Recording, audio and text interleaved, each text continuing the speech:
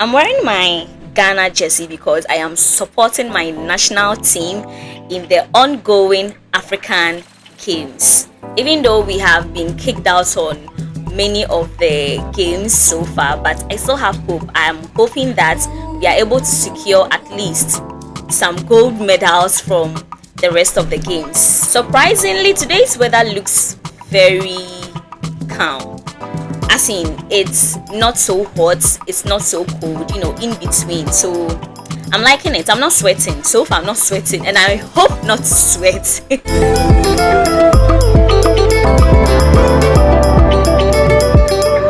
Hi, my name is Akosia Safi, and this is Teachers on Duty. Now, if you are new to this podcast, do yourself the favor to subscribe. Okay, do yourself the favor to subscribe so that you do not miss out on any episode. Episodes are dropped on Sundays or on Saturdays. Today's episode have really got me thinking. It got me thinking on my journey since I got posted to the rural area. It really got me thinking on all the things that I've been able to do and the things that I've been able to improve on my teaching skills. How this community, how my place of work has shaped me into who I am today, and the things that I have also missed out on because of where I've been posted to, because of the community in which I find myself. From what I've said, I think you can already guess the topic for today's episode. On today's episode, we are going to be talking about what I have learned teaching in the rural area. I used to stay and teach at Kwashiman in Accra. Kwashiman 2 was where I was teaching, and that was my very first posting. That was my very first posting area. And because it was very close to where I stay, I was not really, transportation and all wasn't so much of a big deal. But yeah, I was staying at Accra at Kwashiman, and I was teaching at Accra at Kwashiman. I got posted here in December 2019, but I started working here officially in January 2020. Trust me, when I saw the name of the school in which I've been posted to, I was in disbelief. Because tell me why the name of the school and the town itself matches my surname. So the first thing that came to my mind when I saw my postings, like I saw the name of the school, I was like, oh, these people, they use my surname to post me. Because the name of the school and the town itself is Opon Chrome, and my surname is Opon. So it was, like anyone would immediately think that they use their surname to post them, and that was the reality for me. Because if not for that, what else? What will even make you want to post someone called Opon to a town called Opon Chrome? It is never a coincidence to me, and so now, till date, I have never thought about it as a coincidence. I've never thought about it as something that was randomly done. I think it was purposely done. So when I got posted here and I came to look for the school, I met my headmaster. He introduced me to the rest of my colleagues, and we did our introduction, everything. I had to go back to Accra to do my normal preparation, prepare myself properly, then come back to start work. He actually thought I was not going to return, because that has been the reality for him. That has been the reality for the school. Anyone that gets posted to the school do not return. They do not come back after visiting the place, after seeing the condition, after seeing the environment. They don't come back. So he actually thought I was not going to come back, but I assured him that, since I have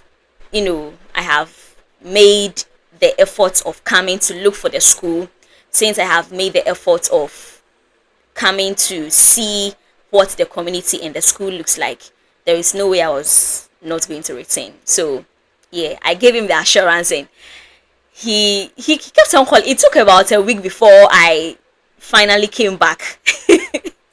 Before I finally came back to start work. So he kept on calling me. He was begging, he was telling me not to turn my backs on them, and I kept on assuring him that, oh, I'm just preparing. It will take time, but I'm obviously going to come back. So yeah, and this is me now. Did I ever think of reposting? Yes. I thought of reposting. I thought of changing my postings to going back to stay in Accra. But everything changed when I came to when I got to the community.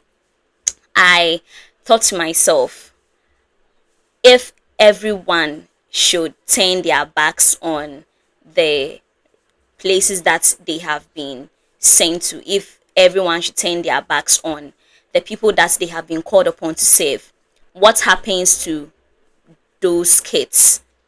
You know, what happens to them? Don't they deserve equal opportunity to education? Don't they deserve the right to quality education?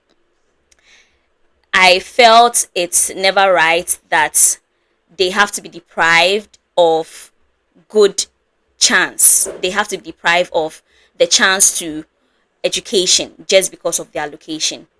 So yeah, I thought about it and I felt no, I'm not going to be another disappointment to them. I'm not going to be um another person who turn their backs on these kids just because they find themselves in a deprived community, just because they find themselves in the rural community. They have the same, they deserve the same equal opportunity to those who find themselves in the urban community. They deserve the same equal opportunity just as the kids in Accra. So yeah, that's why I stayed. Now to what I've learned so far teaching in the rural area. One thing I have learned since I got posted here, and mind you, I've been teaching here for the past 5 years. Yes, I've been teaching here for the past 5 years. And in my 5 years of teaching in a rural area, one of the things that I have learned is to be a better human being, to be a responsible individual, how to portray my image outside my classroom, in my community, and wherever I find myself. And this is as a result of the expectations that the people in the community in which you teach, the people that forms the environment in which you teach, the expectations that they have of you is high. They see you to be a very, how do I put it, they have some sort of high protocol understanding for you. So wherever you are, they're expecting that you portray a certain form of image. They're expecting that you give off some sort of aura wherever you find yourself. Once you are a teacher here, they expect you to look a certain type of way. They expect you to talk a certain type of way. They expect you to even act a certain type of way. And it's not the same thing when you are teaching in Accra. In Accra, once you go to work and you come back home, like no one cares what you wear, whether you go out, you dress no one cares. But around here, you cannot be seen wearing certain things. You cannot be seen wearing certain things. I remember going outside wearing a play suit, just a play suit too. In Accra, I can wear a play suit and no one cares. But around here, I can't wear a play suit because people will be looking at you a certain type of way.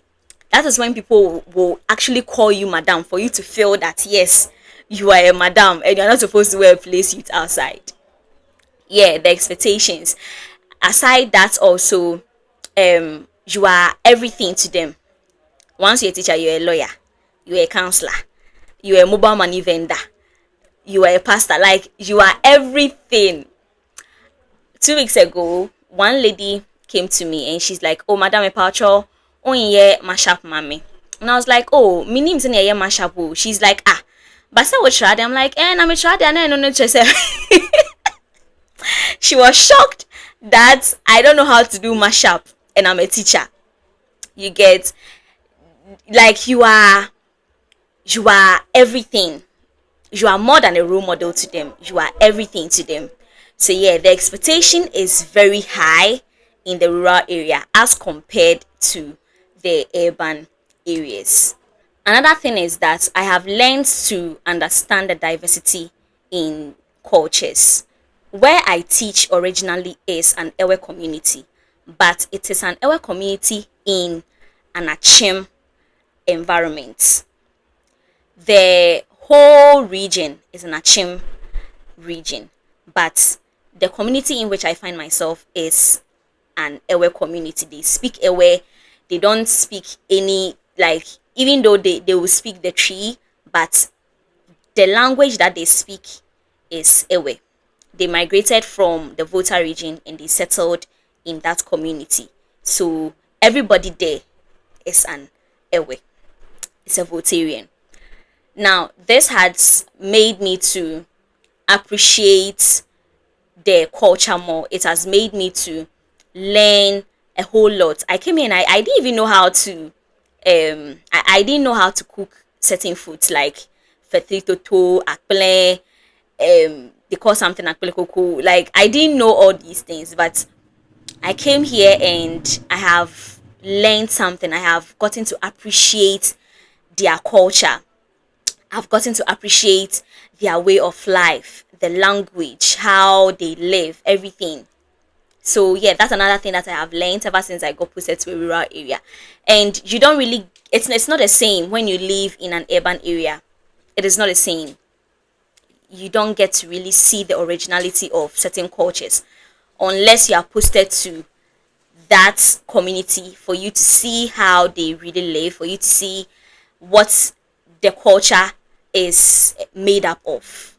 So yeah, I have also learned to become a problem solver. It was only when I got posted here that my creativity skills, that's my improvisation skills, went high, because I was facing certain challenges that if I do not put myself in a position to find solutions to the problems that and the challenges that I am facing, no one will come to my aid. So I only started learning how to solve the problems, the challenges that I face. I realized that the kids have never seen a traffic light before. What then am I going to do? I need to build something. I need to make something that looks like a traffic light for the kids to know what a traffic light looks like and how it works. I came here and they didn't even have a bench where they can play, like where they can sit when they have to eat. I told the community people, you know what? Let's make something that when the kids are on the playground and they are tired, when they come to school and they want to eat, they can sit on, they can relax and eat, play, sit on when they are tired, all that. So the kids and I went to the farm to fetch bamboos, and the community boys came to help us build a bench that the kids are going to sit on to eat. If I was to be in Accra, I don't think I would have ever seen myself going to the extent of even thinking of making a bench for kids to sit on. I don't think I would ever thought of making something that looks like a traffic light. I don't think I would ever find myself improvising so many things in my community, in the community that I find myself in order to solve the problems and the challenges that I am facing. So yeah, I have learned to become a problem solver. I have realized that the community that you find yourself, you are not only living in for living sake. You are living in order to solve the challenges and to solve the problems that you come across day in, day out. It has also taught me to appreciate basic needs. When I came here, the community didn't have lights, they didn't have electricity. They only got electricity in 2021. And if you are living in Accra, you would think everywhere is okay. You would think everywhere has electricity. You think everywhere has, the things that you have access to, you think it's like that everywhere. You will never know how important these things are until you see other people lacking it, until you see its effect of its absence in other people's lives. Okay, so it has really made me appreciate basic needs because I saw firsthand how the absence of electricity is the effects of the absence of electricity in the lives of the kids that I was teaching. They take homework home and they are unable to do it. They are unable to even learn properly because they do not have access to electricity. When you tell them, oh, have you seen fridge before? They haven't seen fridge before. Have you seen laptop before? They haven't seen laptop before. And these things should be, you would think these things should be common because I mean it's 21st century. How on earth are you telling me you haven't seen a laptop before? You haven't seen fridge before? She gets it. So yeah, it has taught me to really appreciate those things. Me being posted here has also taught me that people are indeed a product of their community and a product of the environment in which they find themselves. Now, I already knew this. But I had not actually seen it from a different point of view.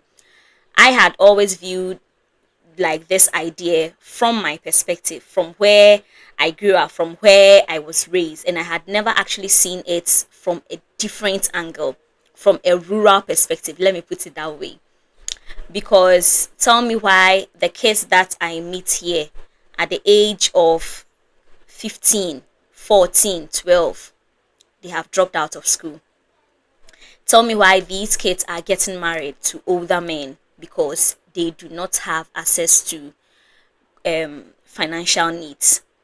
Tell me why these kids only dream of becoming farmers. Not to say farming is a bad profession, it is not. It is through farmers that we get good produce, it is through farmers that we are able to get food to eat. But they only look at what is available to them. They are only limited to what they see in their environment, taking the cutlass and not going to the extent of using harvesters,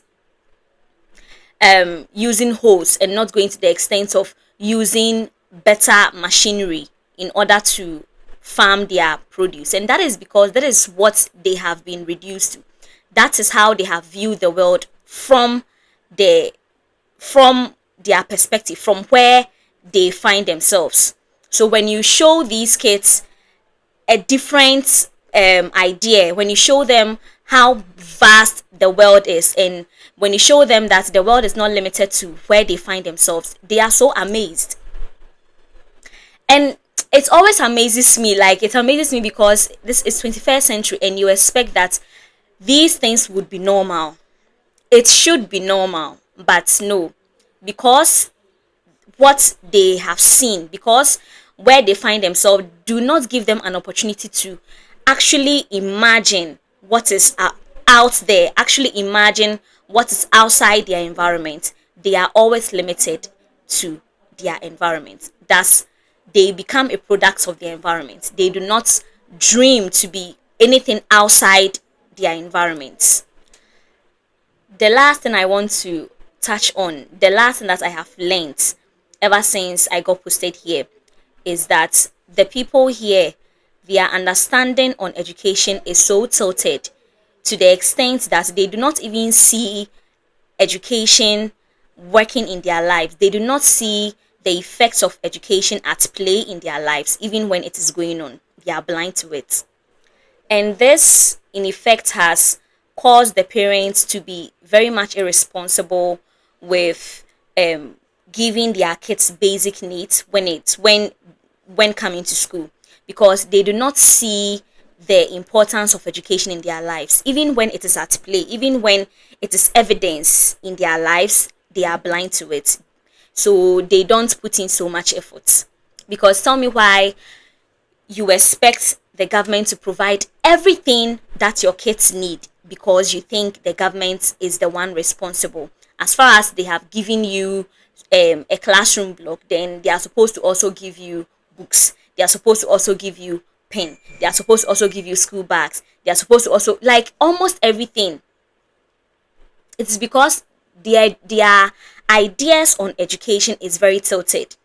They do not understand why it is important for you to put in efforts into your child's education, because at the end of the day they feel like it is not going to yield any results for them, which is so sad. When I got here and I realized that was an issue, every time when I'm teaching in class, I tell my kids that you are here to learn in order to solve the problems in your environment. You are not here to only come and learn how to write, to only come and learn how to speak English and then it ends there. No.